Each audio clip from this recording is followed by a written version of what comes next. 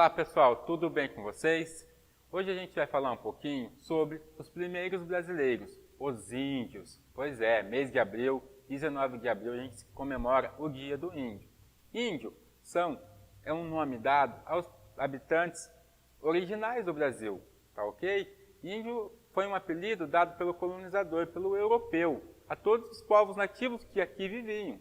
Entretanto, quando os portugueses aqui chegaram em 1500, havia milhões de povos indígenas.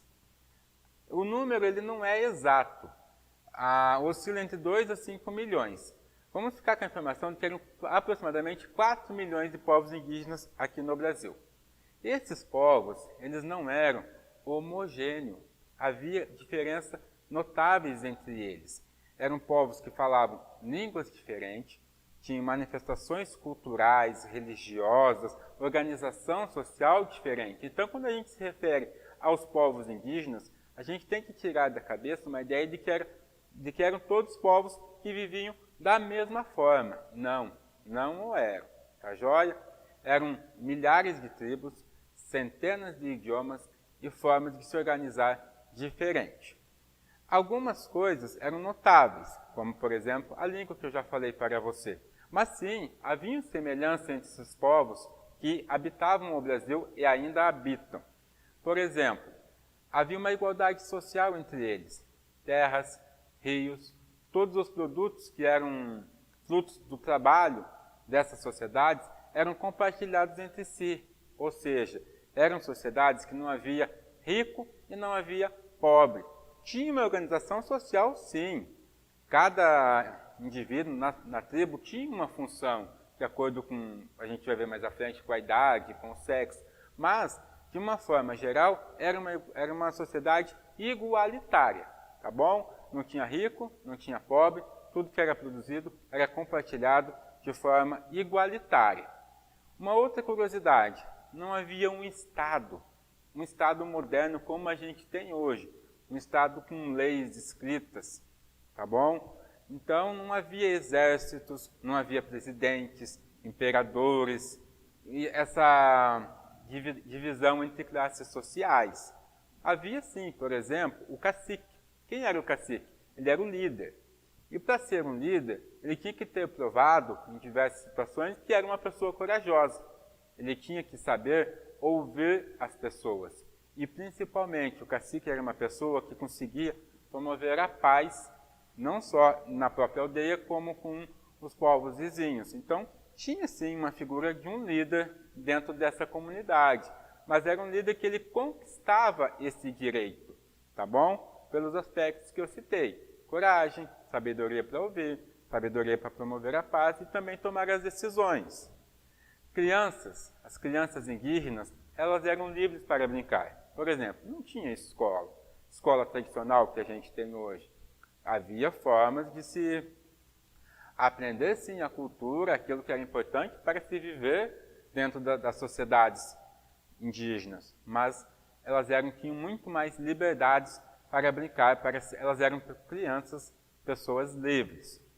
Os índios, eles sobreviveram e sobrevivem utilizando de recursos naturais. Eles plantam, eles colhem, eles caçam, eles pescam. E eles produzem aquilo que é necessário para estas tarefas, tá bom? Precisa pescar, eles constroem seus arpões, as suas ferramentas, caçar, seus arcos, suas flechas, para plantar, as ferramentas que são necessárias para lidar com a terra, assim como para colher. Eles produziam esses materiais ali com aquilo que a própria natureza lhes oferecia. Eles tinham uma relação de muito respeito com a natureza. Então, eles exploravam a terra, mas não com um viés capitalista que a gente tem hoje, né? Um viés de acumular. Eles só produziam, plantavam e colhiam aquilo que era necessário para a sua subsistência. E como eu falei anteriormente, era dividido entre todos da tribo, entre todos da comunidade onde eles estavam inseridos. Havia uma divisão também nas tribos indígenas.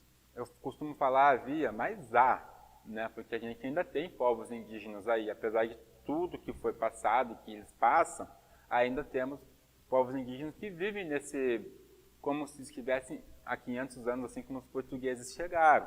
Então, tem uma divisão de tarefas, por idade e por sexo. Mulheres, por exemplo, cuidam da casa, cuidam da roça e cuidam das crianças. Os homens, normalmente, são responsáveis pela caça, pela pesca, pela colheita, pela construção das casas, das canoas. Normalmente, o serviço mais braçal, mais pesado, era responsabilidade dos homens.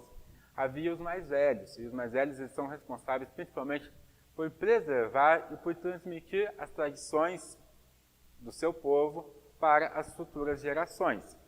Dentro dessa organização social indígena também tinha uma figura muito importante, que é a figura do pajé. O pajé, ele é um líder espiritual, ele era um líder religioso dentro da comunidade indígena, tá bom?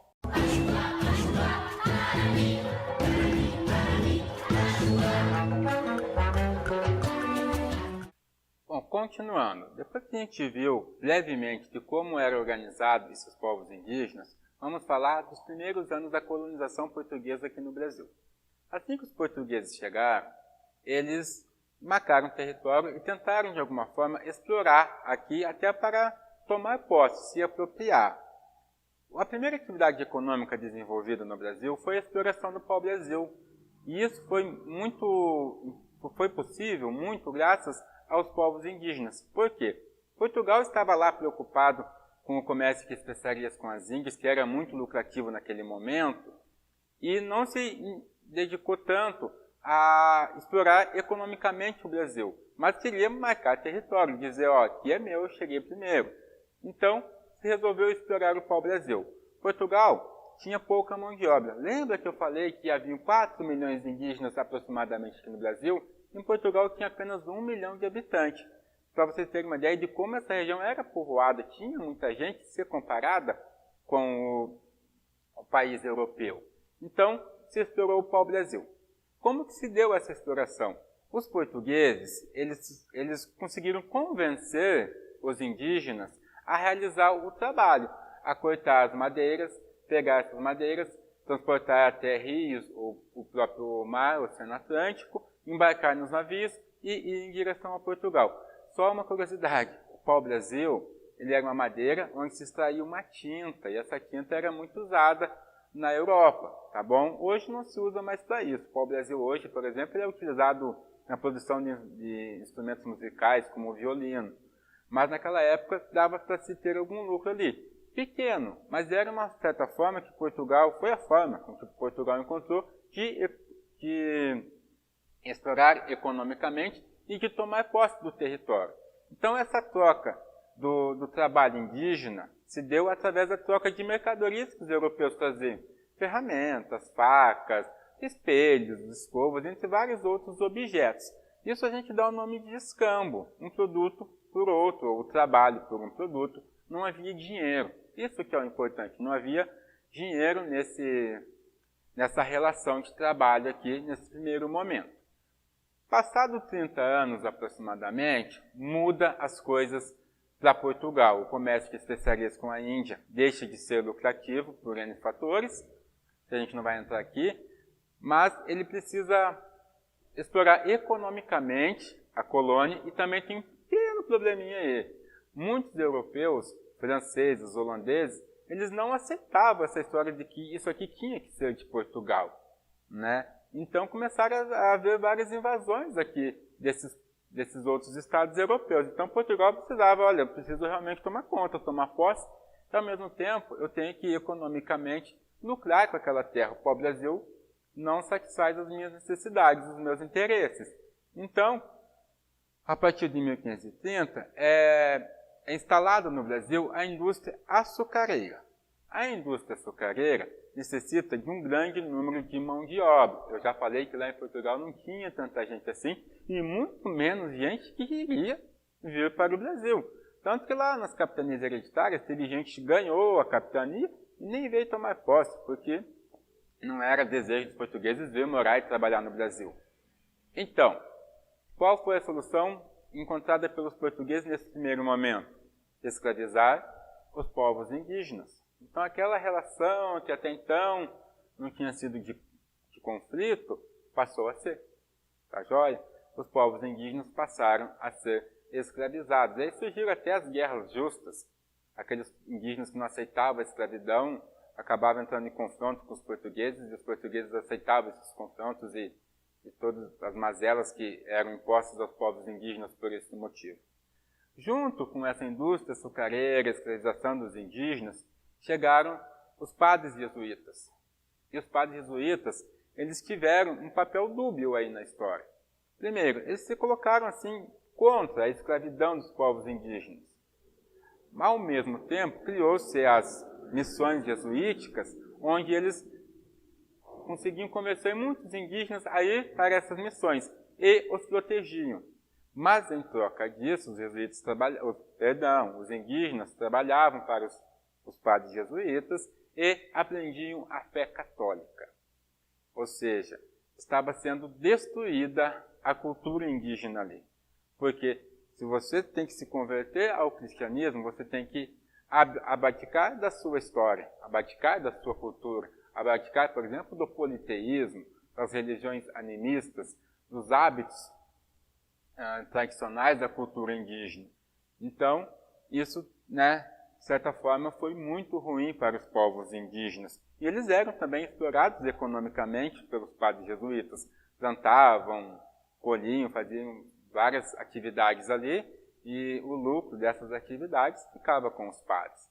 Tá ok? Então, os povos indígenas eles foram praticamente dizimados, gente. Essas guerras justas matou uma grande quantidade de povos indígenas, e uma outra situação também que agravou muito, doenças. Os povos indígenas, e a gente vai ver mais à frente, têm um conhecimento muito grande medicinal. Só que vieram com os europeus muitas doenças novas, doenças que eles ainda não tiveram tempo de conhecer, remédios para elas, e o próprio organismo não possuía esses anticorpos.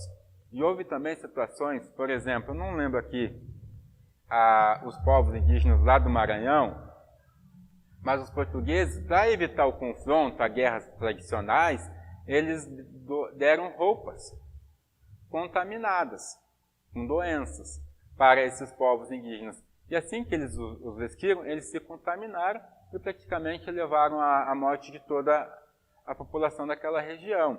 Doenças que para nós são simples, como uma gripe, malária, a peste bubônica, que matou 25% da Europa 2 séculos antes, por exemplo, vieram junto com os europeus. E os povos indígenas não tinham ainda o conhecimento medicinal para tratá-las, e também o próprio organismo não tinha adquirido os anticorpos necessários. E isso fez com que a população de 4 milhões fosse praticamente dizimada naquele momento, tá bom? Cultura indígena, pessoal, ela é estritamente ligada à terra e a tudo que é proveniente dela, tá bom? Vamos falar de alimentação. A gente pode dizer que a alimentação indígena é natural. Eles fazem uso de alimentos retirados da natureza. Não tem alimentos processados na cultura indígena. Eles comiam carnes, por exemplo, de capivara, de porco do mato, entre outros pequenos animais que eles caçavam. Peixes fazia parte da dieta deles, diversas verduras e legumes que eram encontrados na natureza, frutas, muitas que só tem aqui no Brasil, ou predominantemente aqui, caju, goiaba, abacaxi, mamão, maracujá, jabuticaba, cupuaçu, pitanga, abacate, cacau e uma diversidade de frutas era muito presente na dieta indígena, e os tubérculos, ou as raízes, mandioca, batata doce, baunilha, feijão, amendoim, entre outros. Essas raízes também estão muito presentes na alimentação indígena. Inclusive, a culinária indígena, a alimentação, se caracteriza muito pelo uso da farinha em diversas receitas. Uma das mais famosas aí, por exemplo, é a tapioca.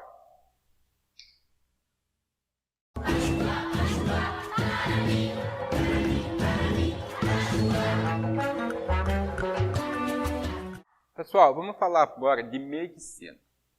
Primeiro, as doenças, elas eram consideradas espíritos malignos. Não era uma coisa natural do organismo que poderia adquirir para os indígenas. Então eram espíritos malignos agindo sobre o corpo das pessoas, tá bom?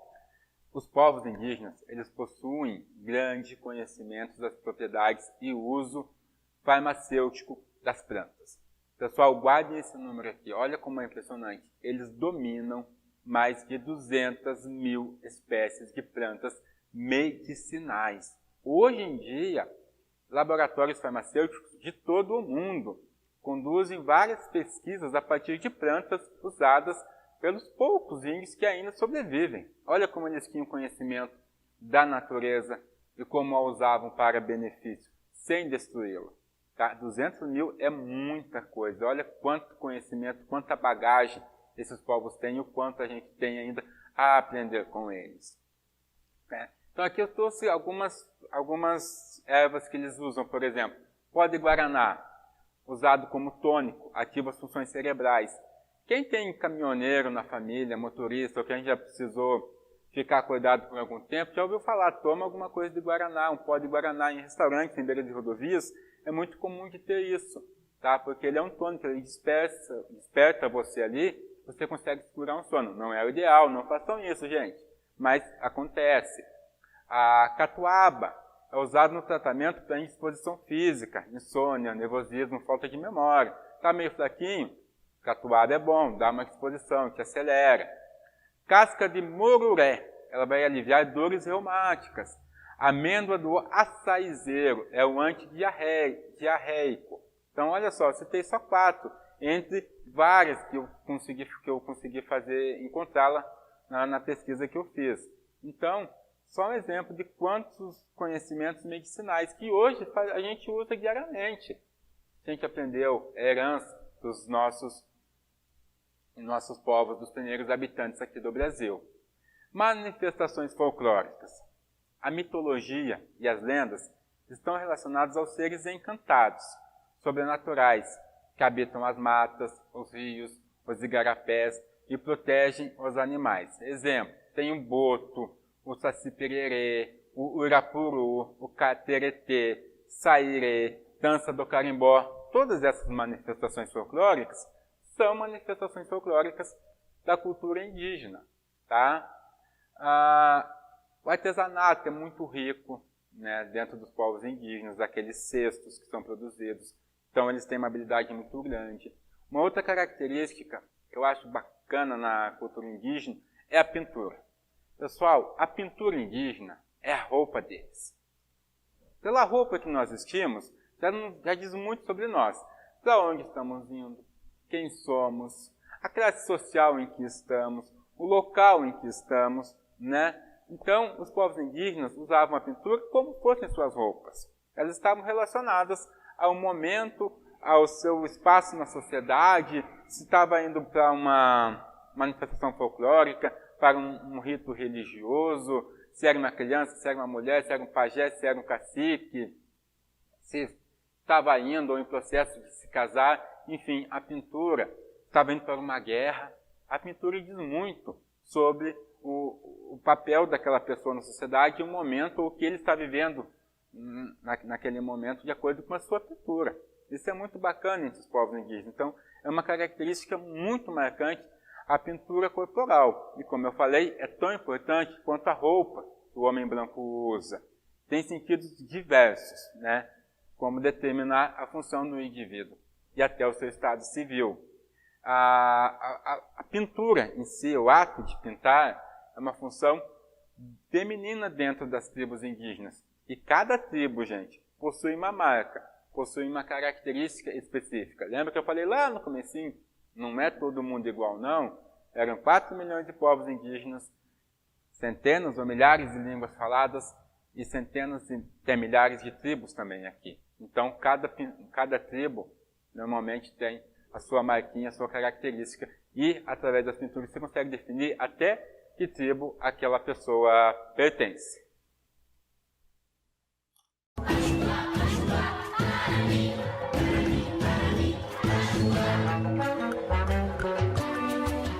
Ainda sobre manifestações culturais, folclóricas indígenas, a gente tem os instrumentos musicais, que é o toró, que é uma flauta de taquara, a gente vê isso com certa frequência, andando pelas ruas e tal, a gente costuma observar alguns índios mesmo tocando esse instrumento. O chocalho ou maracá, ainda tem o reco-reco, que ele é feito com casca de tartaruga. Inclusive, alguns desses instrumentos fazem parte, né, das baterias aí de escolas de sambas, tá bom? Pessoal, agora aqui terminando essa nossa aulinha aqui sobre os povos apelidados de indígenas, a gente vai falar um pouquinho sobre os índios no Brasil de hoje, tá? A principal reivindicação dos povos indígenas hoje é a demarcação de terras indígenas. Uma coisa que eu acho que é importante a gente sempre ter em mente quando a gente ouvir esse tema, ele é muito presente na televisão, até porque hoje o Brasil vive um certo conflito nessa questão. Os índios são os verdadeiros proprietários dessas terras. O europeu, o homem branco, chegou aqui e tomou deles. Tá ok? Ponto. Na Amazônia, hoje, há muitas lutas entre indígenas e exploradores. Desde aqueles que querem fazer o uso das terras para mineração, a expansão pecuária, a expansão agrícola, a exploração madeireira. Então a Amazônia vive muito confronto nessa questão aí, tá bom? A gente não vai entrar no mérito, mas é um conflito que está lá e não só no Brasil. O mundo inteiro acompanha isso, com certa até apreensão.